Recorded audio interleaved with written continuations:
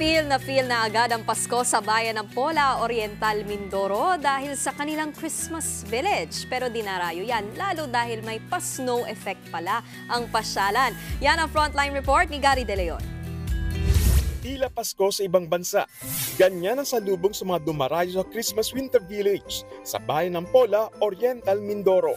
Patok na patok kasi doon ang artificial snow, lalo't dyan ang unang beses na Winter Village sa kanilang lugar.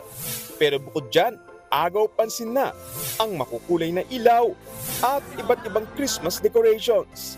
Kaya kahit mahigit 2 buwan pa bago ang Pasko, feel na agad ang Christmas season. May pakasal rin sa mala Winter Wonderland na lugar. Check na check para sa Instagram feed dahil aesthetic din yan. Kaya para sa mga artsy gaya ni Kyle Giesa, worth the wait ang paghihintay. Na-amaze ako, sobrang saya din. Punta lang kayo dito anytime pwede. At saka talagang mag-enjoy kayo. Mas ikinasaya pa naman ang mamasyal nang magka-fireworks ang first day ng pagbubukas ng Christmas Village.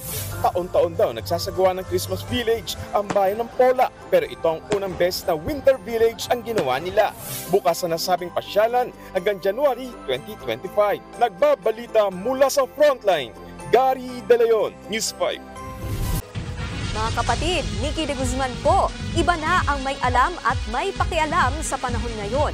Para sa tuloy-tuloy na balitaan sa Frontline kahit weekend, mag-follow at mag-subscribe sa social media pages ng News 5.